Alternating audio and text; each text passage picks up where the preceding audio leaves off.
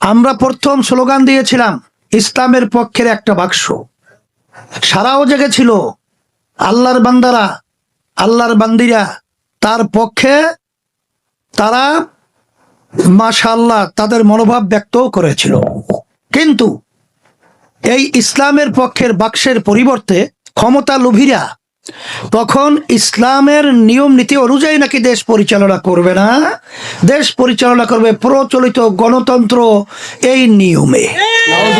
তখনই আমরা বাধ্য হয়েছি, সমঝোতাও করেছিলাম ইসলামের জন্য, এবং ইসলামী আন্দোলন বের হয়েছিলাম ইসলামের কল্যাণের জন্য এবং দেশের কল্যাণের জন্য, মানুষের কল্যাণের জন্য।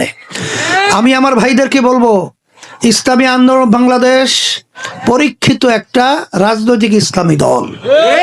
তার কথা কাজের সাথে আল্লাহর রহমতে প্রতিষ্ঠা থেকে শুরু করে অদ্যপতি পর্যন্ত আমি চ্যালেঞ্জ হিসেবে বলছি, কেউ কথা এবং কাজের বেমিল কেউ দেখাতে পারে নাই, পারবেও না ইনশাআল্লাহ। ইসলামী আন্দোলন বাংলাদেশ প্রতিষ্ঠিত হয়েছিল এই দেশের কল্যাণের জন্য, মানুষের কল্যাণের জন্য।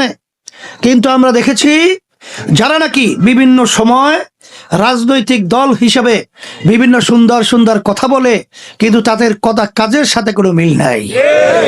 তো এখন যাদের কথা কাজে মিল নাই, তাদের সঙ্গে থেকে তাদের ক্ষমতার সিঁড়ি হিসাবে, সহযোগী হিসাবে ইসলামী আন্দোলন বাংলাদেশ থাকতে পারে না। এই জন্য কিন্তু আমাদের আলাদা হতে বাধ্য।